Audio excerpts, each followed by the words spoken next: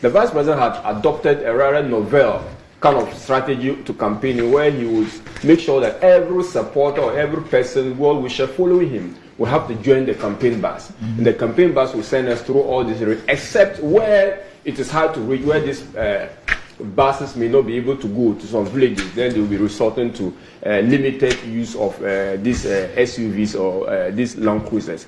That simplicity, that modesty, that kind of approach resonates with the times. That you don't go as a presidential candidate presenting yourself, engage in conduct that seems to suggest that you are not sensitive to the plights of the Ghanaian people. You are not just even aware of what the times are. So that approach is what we need to commend the vice president on. The vice president also approach of reaching out to relevant stakeholders, religious leaders, chiefs, market women, the youth, drivers. That approach, because you see, the economy is going to be an important issue in this election. Once the economy is going to be an important issue in the election, the vice president will need to have a message telling them that, look, cost of living you have been one of the people ravaged by inflation. That when we have inflation skyrocketing, you are those who feel it the most. We must put in place measures, and we are putting in place measures, and these are the measures we are putting in place to address that. The vice president also, and then you find some of them on the newspapers, on the front pages of the newspapers. Issues of jobs and security of jobs is one of the things the vice president is focused on. How do we create the jobs so desirous of these young people, that young people graduating from the university can have a place to work, not necessarily in the public sector, but how do we spur the private sector growth so that it will be a catalyst to the creation of jobs in the economy? That the vice president is clear, and the vice president is highlighting as one of the areas he intends to focus on. The vice president, adult is, and let me just even a bit backtrack that we've not formally launched our campaign manifesto. And the team working on the manifesto, they are just on the ending part. Committees are putting together their various drafts for the secretariat to synchronize and synthesize all these various parts of the manifesto and present that to the Ghanaian people. But the vice president is giving us, if you like, anchors of this manifesto.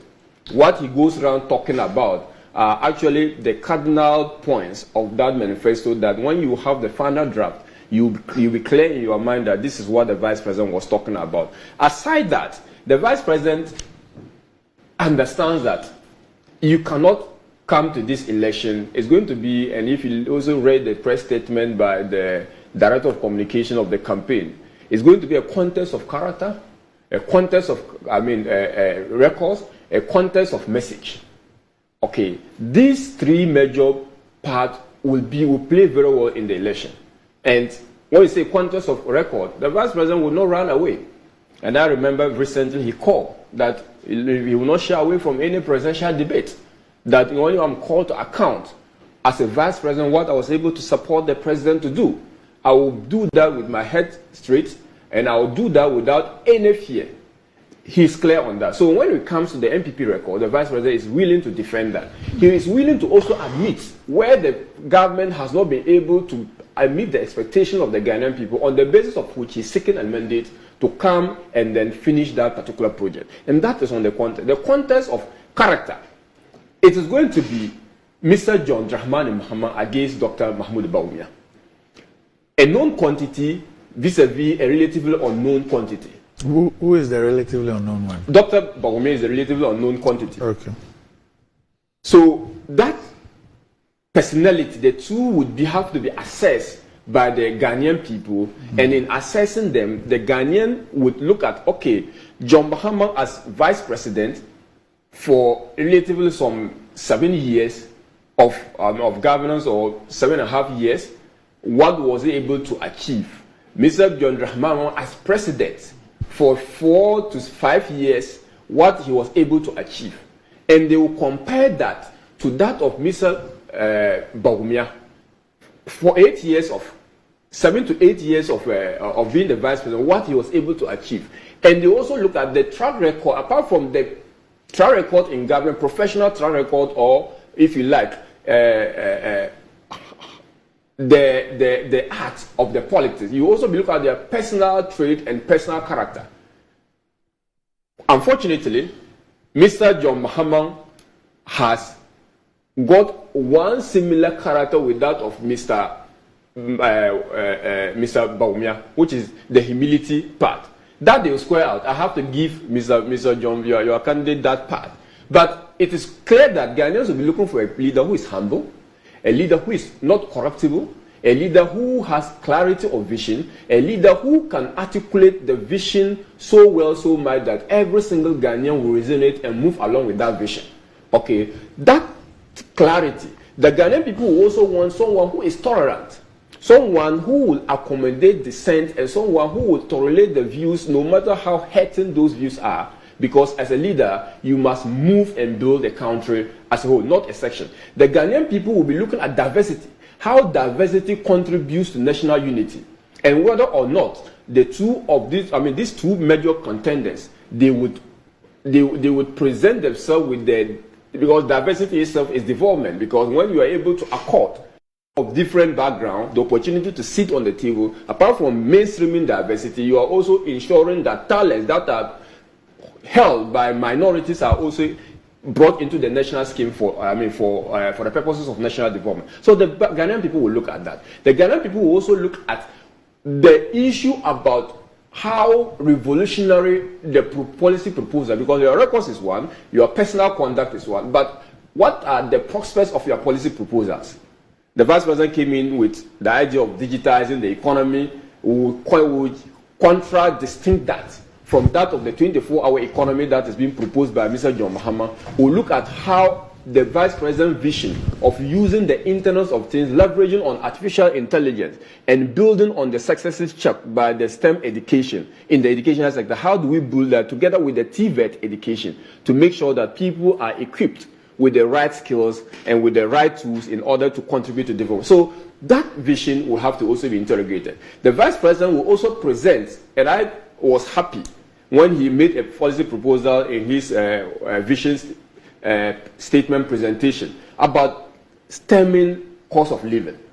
And he was hands-on the matter when he said that inflation in Ghana is as a result of three main things: food inflation, housing, and transportation. Dealing with food inflation is not rocket science. Dealing with transportation is not rocket science. That's why he proposed putting together a policy that will ensure that we move towards green energy and make sure that we contribute in our energy mix using solar energy. The Vice President also knowing very well that housing is an important issue. And let me even note, the National Housing Rental Scheme was the brainchild of the Vice President. And that policy has kick-started by the Minister of Housing.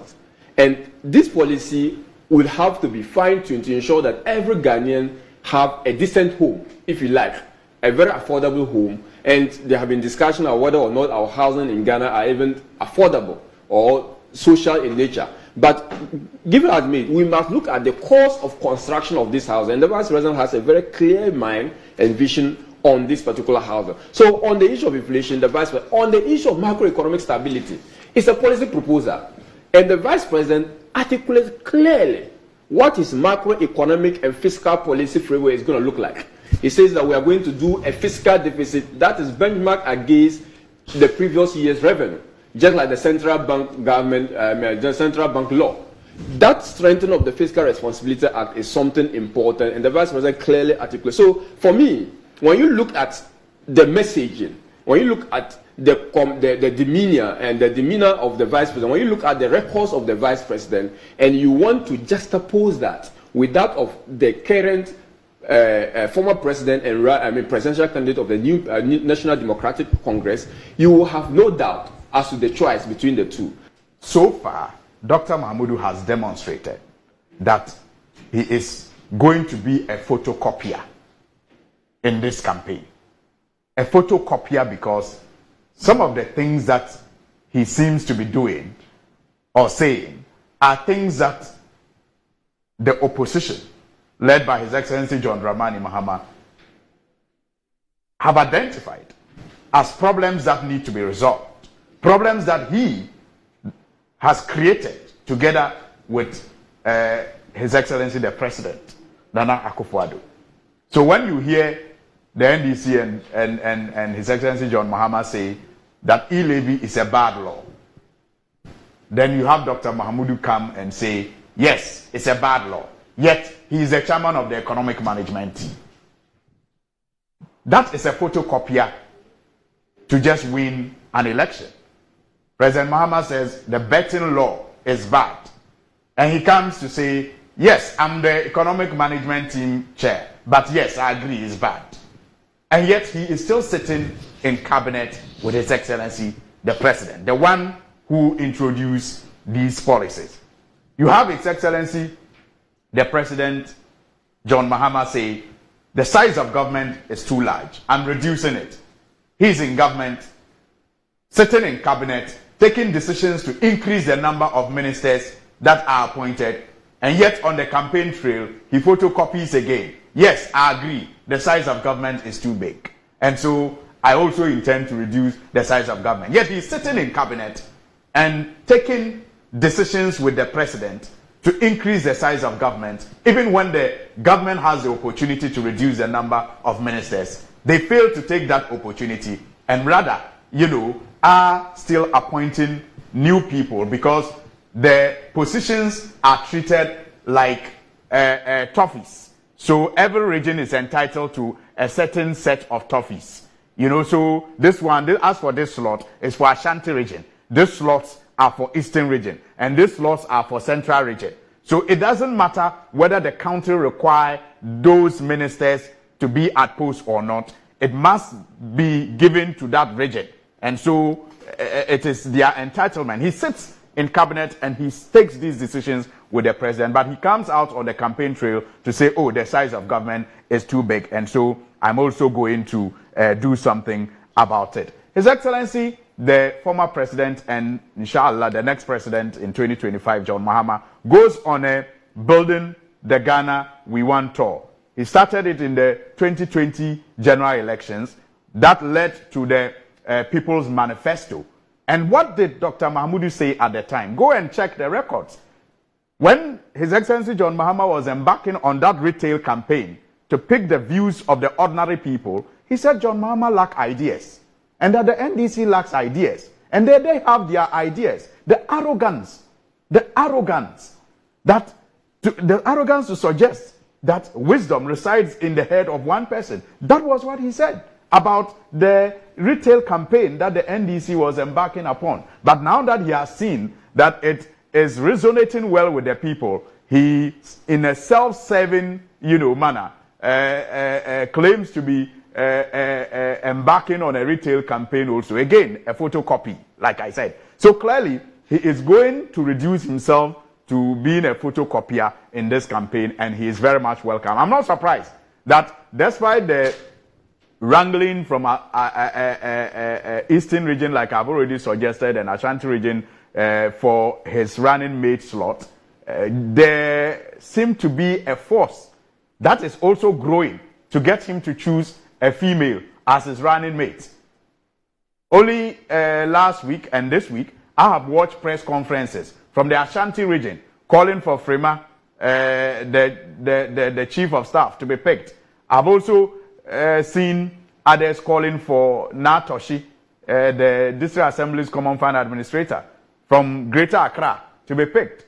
Others have said that, they equally have women of substance like Oslo Owusu, Natoshi, and Frema, but they are not supporting any of these women. But they think that he must choose, a female. So, in this photocopying skills that he seems to be embarking on in an attempt to deceive the people of Ghana to get elected again, I will not be surprised if he succumbs to this pressure again and choose a running mate, but a female running mate. But that again would have been another, pace that has been set for him by his senior brother, John Dramani Mahama. So clearly, he is going to be a photocopier in this campaign because he has demonstrated it so far. E-levy, he's copied. Betting tax, he's copied. Size of government, he's copied. Building Ghana tour, he's now on it, even though he suggested that anybody who embarked on such a tour lacked ideas, and that they had the ideas already that they were going to use to transform Ghana. Now he's faced with the choice of choosing a running mate. It's very possible that he will also go for a female running mate. And my brother here says that it is going to be a contest of personalities. Yes, I agree with him. And it's also going to be a contest of their records. And he identified a number of issues. He said it's going to be about diversity. It's going to be about tolerance. It's going to be about vision. It's going to be about the clarity of, stating those visions.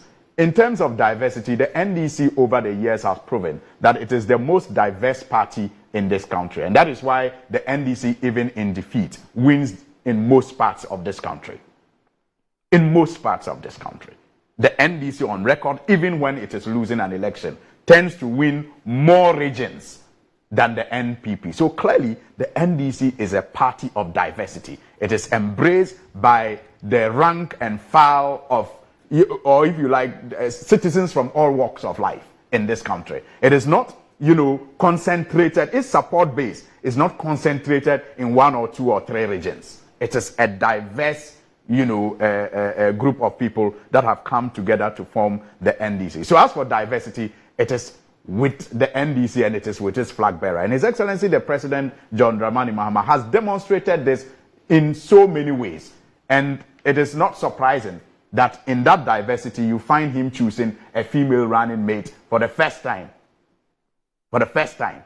No major political party like the NDC or the MPP has ever, done that. He's done that. And even as president, it is clear. I mean, the caliber of people that he appointed. The first time we had a physically challenged person, in government was under His Excellency President Mahama. So, in terms of inclusion and diversity, I mean, that is what he represents. When you talk of tolerance, I know no man in politics today in Ghana that is more tolerant, and it shows, than His Excellency John Dramani Mahama. I mean, just imagine the insults, the ridiculing that Dr. Mahmoud Bawumia led others in the MPP to heap on him. And not once have you ever had him respond in like manner. Not once. Ridiculing, insults that Dr. Mahmoud led the MPP to heap on him. He laughs about it. He jokes about it. And he even in that, what you expect him to feel as pain, rather cautions and advises him as a younger brother. And tells him to be good, of good behavior. And perhaps it's because he grew up with him and he knows that he wasn't like that until he joined bad company. And so he's able to tolerate it. So when it comes to tolerance, I mean, not under President Mahama did you have journalists being chased out of this country. His Excellency, the Vice President, is sitting there. And you have him, and his government engage in acts that put every journalist that dares, to put its government or to demand accountability from its government at risk. Every journalist that dares to demand accountability from this government is at risk. You can speak to Anas Amiao Anas and his team. You can speak to Manasseh Azuri. Speak to the Media Foundation for West Africa and others.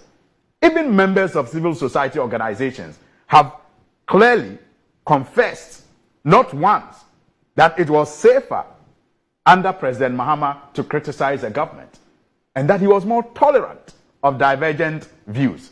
That his government, because his whole disposition was what, manifested when he was the president of this country, and even out of the presidency, he remains that tolerant. And then he talks about vision. And apart from the vision of President Mahama that has saved this economy, even in its very terrible shape as we find it, in the area of health, in the area of, even reforms, economic reforms, GIFMIS and others, I want to use the same example that he used about digitalization.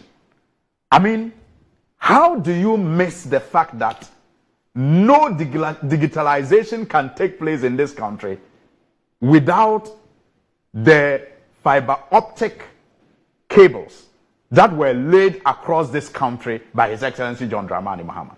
How can you miss that visionary decision he took to lay the most fiber cable across the country? How can you miss that visionary decision and talk about, digitalization in today's context, in today's Ghana? How can you miss that visionary decision of the National Data Center, of the Accra Digital Center, of the e-government services that were started by His Excellency John Dramani Mahama?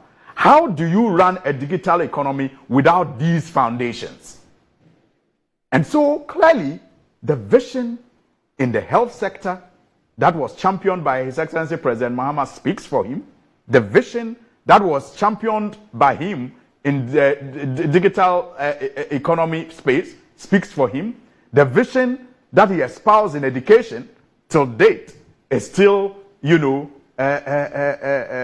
something that many people appreciate. And clearly, that is the reason why the people of Ghana have come to the realization that we sold our color TV for a black and white TV.